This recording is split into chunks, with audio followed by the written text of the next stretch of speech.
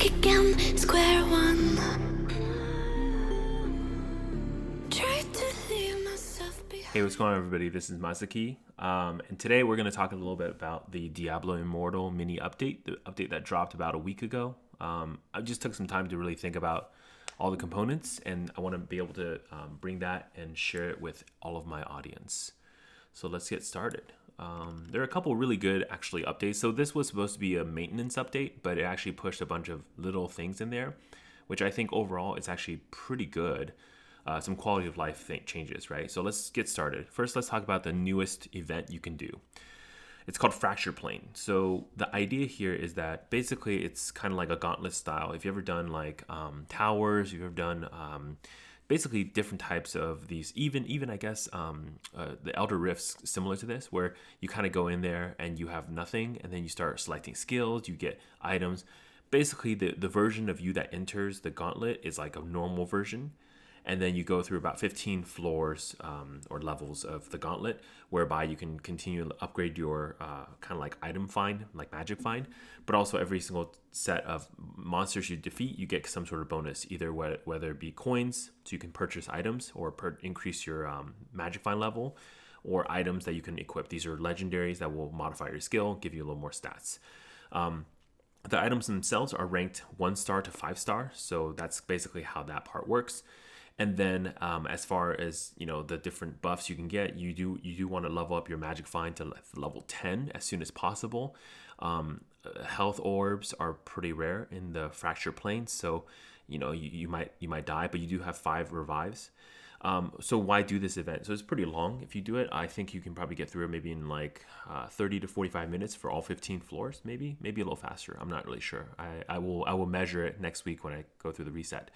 But basically, the idea here is at the end of it, you will get a legendary item. The way they do it, it's kind of annoying, but you select 6 items, and then they will randomly give you 1 of them. So it's kind of nice, but at the same time, it's like, why don't you just give us like all of them, right? It's a lot of effort to go through all of it for like 1 random item out of 6. But yeah, it's pretty good. It's interesting. I like it. First, I thought it was more like of a chore. But as I started playing with it a little bit more, I felt it was actually kind of fun. So I enjoyed that update. Next up is another PvP mode. We call it Echo of the Immortal. Basically, one of the challenges that, you know, with Shadow Wars and the rights of the rights trials, only pretty much 8 members of every clan gets chosen to fight the Immortals. So most players don't get to experience this part of it. This event is basically built so that it allows all players to kind of experience that part of it, which is, you know, you first fight the Immortal, and then after you defeat the Immortal, you fight each other until basically one of you emerge victorious, and that's how you become the Immortal, kind of like that.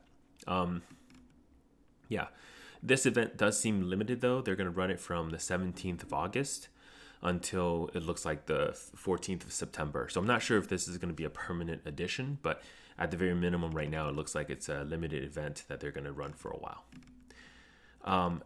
There is also a new kind of like rewards event called Into the Dark Woods. Don't worry about it too much. It's very similar to Hungering Moon, where you just do quests and then you earn points, which then add to keys. Then at the end, you get a legendary crest. And the whole idea here is it's always going for the legendary crest. That's the idea of getting these things. Again, you have about 14 days or so until the end of the month, August 31st, to finish all of the reward tree. You also get like a portrait. It's okay. It's not great, but it's okay. Hungry Moon will be back 26th of August until the end of the month.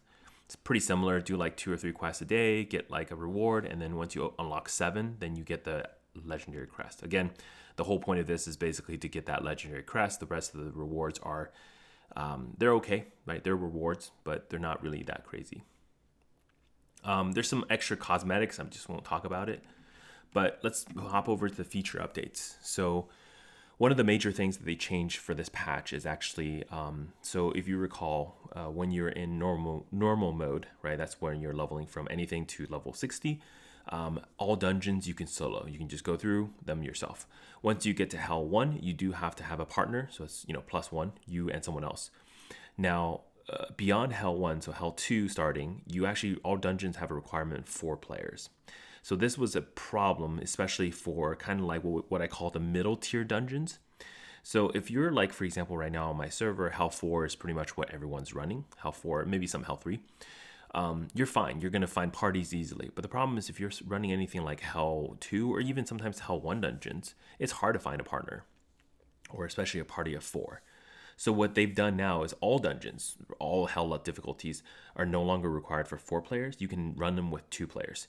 The problem here, though, is that with 2 players, you're still going to have Hell 4 difficulty of mobs. So all the monsters are not scaled to like a 2-player mode. It's scaled for 4.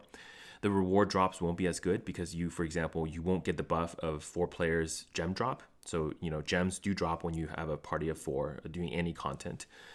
Also, they added an extra chest that incentivizes playing with 4 people. Basically, there's a bonus chest at the end of the dungeon that you have to have. It's kind of like a ornate chest, except it does have the possibility of also dropping a green. So this is huge, right? So if you think about it from a perspective of farming dungeons for your set items, what you're looking at here is that you're actually able to open an extra chest at the very end that could potentially give you another chance of rolling a green item, which is really good. So that's nice. There was one. So anyways, just by and large, I would still say if you can run dungeons with 4 people, because that's definitely the right way to do it. And yeah, enough said about that. By the way, that chest, that's the reward chest, basically its existence for all content that requires like 4 people to kind of queue up. As an example, like hidden layers also reward chests. Make sure you run with 4 people because you get 2 of those chests, 1 for each level. As you know, hidden layers above, I think Hell 2, all have 2 levels. So that means you get 2 extra chests. And these chests can drop legendary items. They're basically similar to the boss drop minus the gem that you would get normally in a hidden layer from the boss.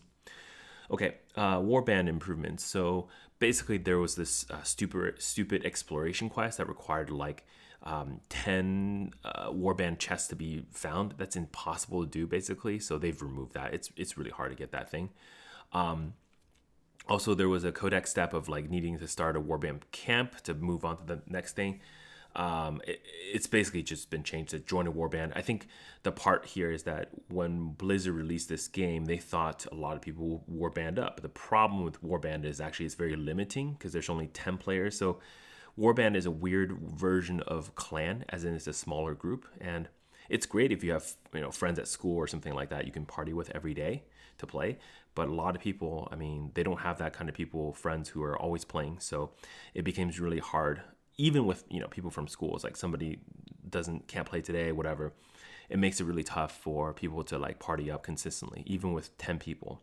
So, it's almost like warband was a really poorly thought version of a clan. So clan is obviously a lot easier to group with. So I think they're probably thinking about in the future how to change this. They do like the whole idea of warband, but I think it's kind of a dumb idea, in my opinion. Cool. Or they just have to make the requirements lower. For example, maybe warband, all the bonus warband things are just for 2 people of the same warband instead of like all 10 or 8, Yeah.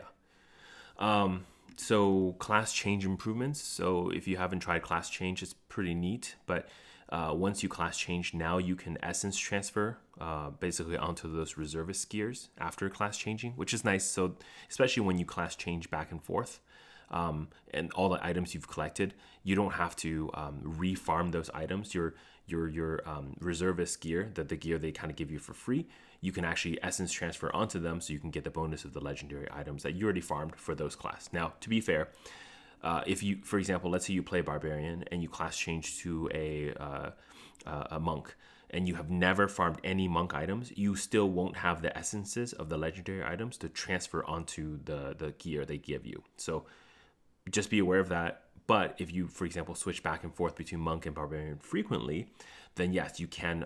The class change does allow you to have the gear that you can just, go infuse it onto that character fairly easily. So that's actually really nice. They've, for the vault raids, they've shortened the window from 2 hours to 1. I think the idea is because I think there's probably a lot of people who are just not like playing it. So they've made it shorter so that there's more participation among all the people who, I guess, want to vault together. Treasure Goblins. This is actually pretty huge. So the Treasure Goblins has been pretty much worthless, and as people have guessed, they do not have any chance of dropping legendary items.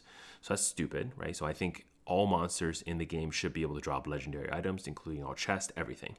I don't know why it's done this way. So they've changed it. So Treasure Goblins now have a chance to drop legendary items. They will also provide more loot in general when defeated. So this is good. In general, makes Treasure Goblins a little bit more rewarding.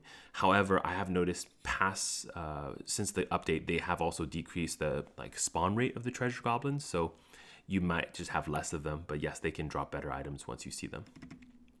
They've also added new legendary items. Basically, it's 36 new items. That's 6 items per class, and then for each class, it's a new piece. So you get a new chest, new head, new pants, main hand, offhand, shoulders, etc. So every class gets a new set of items. This is hands down my favorite part about Diablo Immortal. The fact that you can have all these different items allows you to have build variety. In some ways, a lot of games, what they do is they nerf and buff skills to have players kind of change their builds over time, because it's very boring when people solve the meta and say this is the right build. So having new items infused in with special stats, special modifications can switch up the meta a lot. I do like this part about Diablo. And so far, since about 2 months, I think we're going to 2 to 3 months of game release, we haven't had any very aggressive skill and stat and class buffs and deep nerfs yet. So I'm hoping the way that they nerf and buff classes simply by adding more legendary items, which is a really neat way to do the balancing. Anyways, that's it. That's it for this patch. Pretty easy. So I think overall, is a good patch. I do like the chest at the end of the dungeon. Make sure you open those with your party. Don't just ignore it. It does drop greens, so be aware of that. And yes, it does drop greens of that dungeon. So it's kind of like a second chance to get items every single run with 4 people. All right, this is Masaki. You stay safe out there and stay classy. So don't try, 'cause this time you crossed the line.